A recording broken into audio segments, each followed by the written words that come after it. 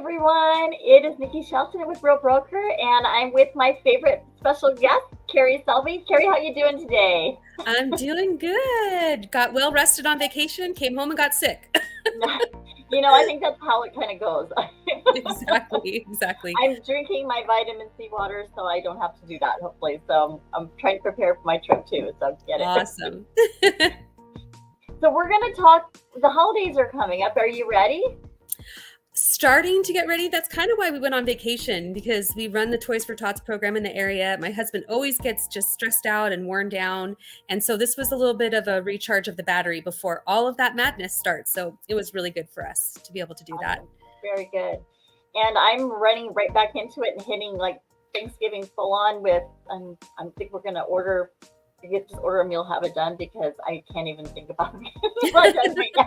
So, when you're buying a home and you're during the holidays, this is kind of a crazy time because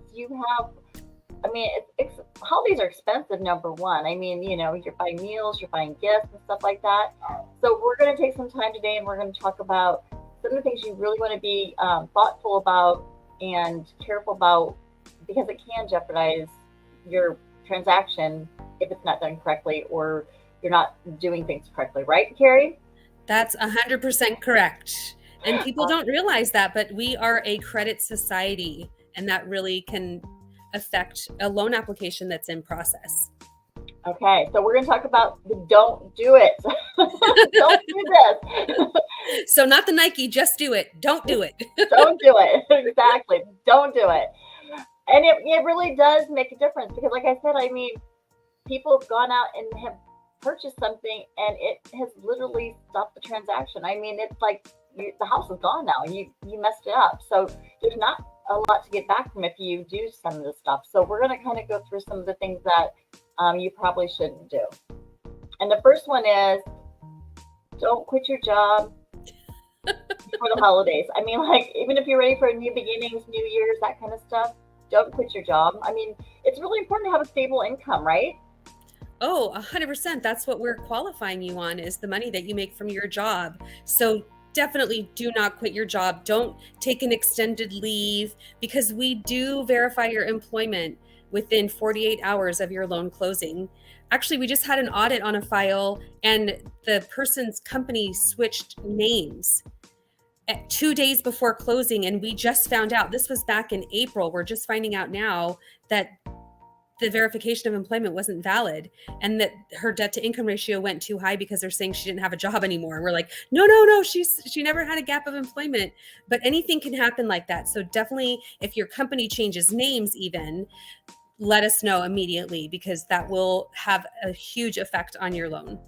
So you can work around it though. As long as, you get the paper trail and stuff like that, you can work around some of this stuff. So, I don't want to scare you, you absolutely cannot do any of this stuff.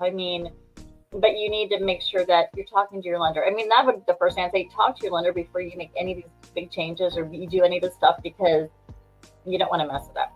Exactly. Okay. So let's go to the next one. Making large purchases. The holidays are such a great time. I never do this, but I know people who have, and they'll go get engaged or something, right? Mm-hmm. And they'll be like, woo, let's go get engaged and we can move into our new house and do all this stuff right for the holidays. And so it's a romantic time with the snow falling down and all this stuff. But you know what? You buy a big engagement ring, what could happen? You are now adding a new expense to your debt to income ratios, and it could make it so that you don't qualify. I always had that dream, they show the car commercials around this time of the year that you walk out into your driveway in the morning with a big red bow on a brand new car. Don't do that. Yeah, wait until you're in your house and do it the next year. That can be like your 1 year anniversary gift to yourself, but don't do it before. Right. But not before you close. And all the people that sell cars are going to hate us right now. Don't do it. But I like it on there. It says no furniture, no appliances. Oh my gosh, That could totally do it too. Yeah, don't buy stuff for your house before you're in your house. Wait until after. Oh, sorry, I'm at home and the dogs must have heard something. It's all good. I've got kids and dogs with me right now. So, missing payments. I know people have, my clients will ask me, hey, is it okay to not pay this bill? Past mortgages and stuff like this. And we're talking about any payment, but Is it a good idea to miss anything? No, it is not, because just like with your employment, we check it 48 hours before. We also pull another credit report 48 hours before you close. And so anything new will show up on there, and anything missed could drop your score. And that could affect the rate that you get on your loan. I've had it before where we missed something and we had to do a rescore on a loan. Or no, it wasn't that we were missing something. We had to do a final credit pull, and the credit score went down, and it knocked them into a new range for having the rate different, because your rate is dependent on your credit score. So that can make a huge difference too. Right. So and even with the house payments, it's important to make those mortgage payments, because if you are going to close within a few days of it, you can take the chance, but I wouldn't. Anything that you pay that is an overpayment, the company, the servicer will pay back to you. So don't worry about it being gone forever. They'll pay it back to you. So it's better to be safe than sorry. And that's kind of what I always go by, you know, just do what you should be doing. That's so important. Just do what you're supposed to be doing. And then that way you don't have to worry about it. And then if you get a little bonus back at the end, life is good, right? Exactly. And you can buy your new washer and dryer with cash. Exactly. Okay. You know, I mean, like, it's the holidays. I'm running short of cash. How about if I go open a new credit card? Should I do that? You can save 20% today if you apply for our store credit card. I can get my whole Christmas shopping done really cheap now. Tell everybody, no, my Christmas present to myself is my house. I don't need 20% off. And it's to your friends and family too. Think of it as a gift to your friends and family, because now they have a place to come and visit you. And you could, like, you know, have a nice dinner. So don't open credit cards. And another important thing, don't close any accounts that you have either, because a lot of your credit score depends on those accounts that you've had a long-standing history of paying on, and it could actually be adverse to your credit. Right, exactly. I think that was another one coming up, but yes, you're right, absolutely. So what about, you know, hey, it's not, I'm just going to help somebody sign on a loan, like, you know, somebody needs to get a car or something. No. If you've co-signed on a loan, we need to show proof of 1 year's worth of payments that the other party has been making those payments. So you absolutely should not. Otherwise, we have to count that liability against your debt to income ratios. So do not co-sign on a loan for 1 year.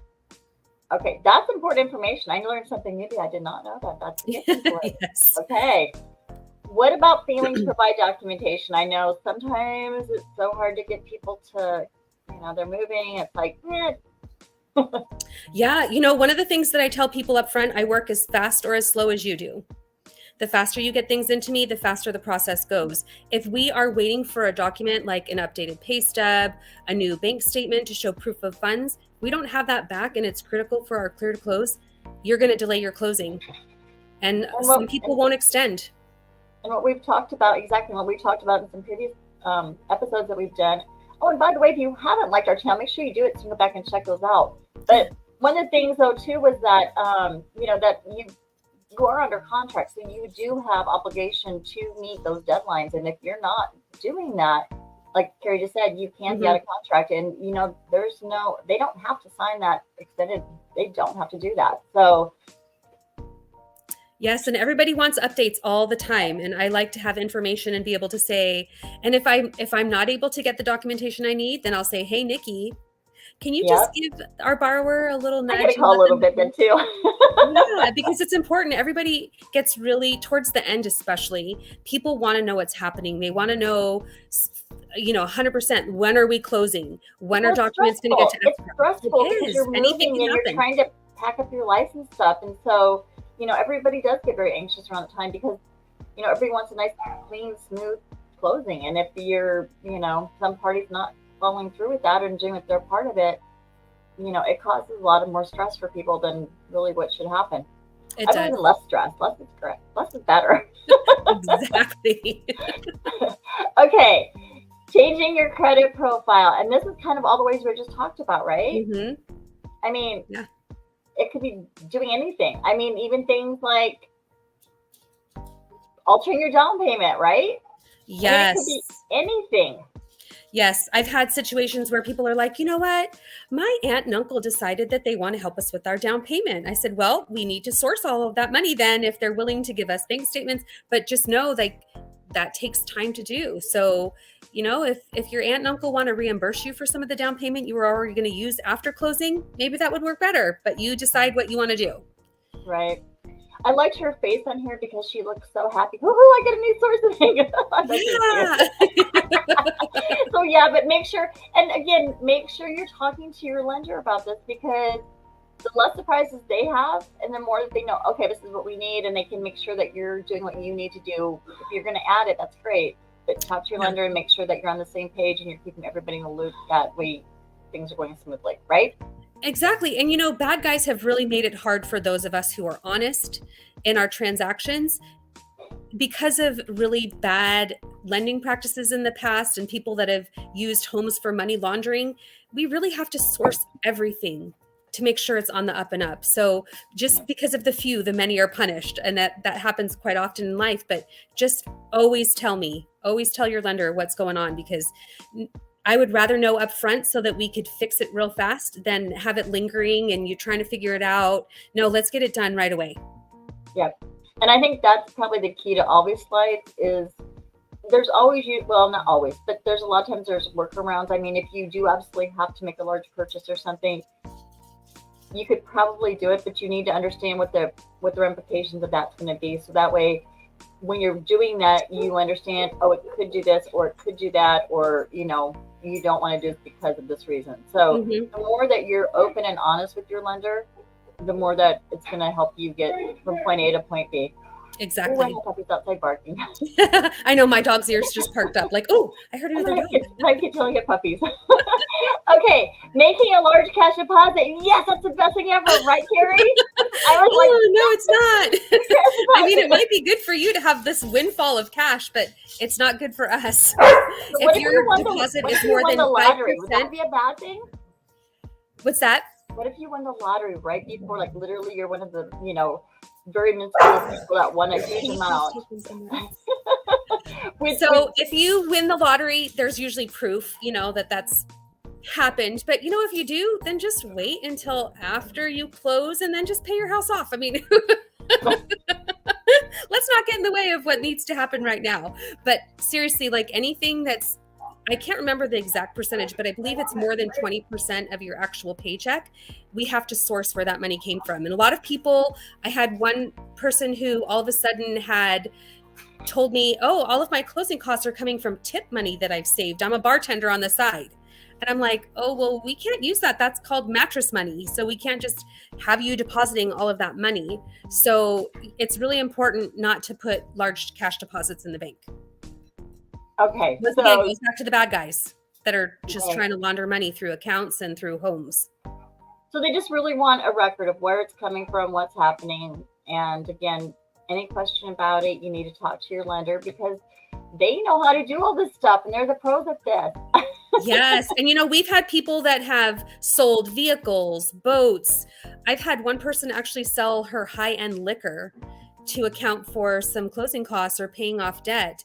We just have to have a bill of sale showing either the ad that you ran in the paper and then whatever the person gave you for money to source it. We need to have all of that. Okay. And we don't know what the dollar amount is though, but I guess if you have a question, we can ask and put it on the comments and we can maybe fill that in and fill you in if you wanted to know that information. But yes. Because the main thing is just don't make any big changes. I mean, just anything that's going to draw attention to yourself, you just don't want to do it. You kind of want to be in the really kind of smooth and just not do much of anything during that time. And Yes. it's only 30 days, guys. Seriously, 30, maybe 45 days. You can handle it. I know. So put off the wedding rings and the engagement rings and all the furniture and all the stuff for your house. Just mainly just wait. Okay. Yes. So that's our advice for the day, right, Kerri? It is. All right. We'll be back next week. Thank you so much for joining us and have a wonderful day. And don't forget to hit that like, subscribe, or follow button because we always have good tips to share to help you make your life and your closing easier. Have a great day. Thanks, everybody.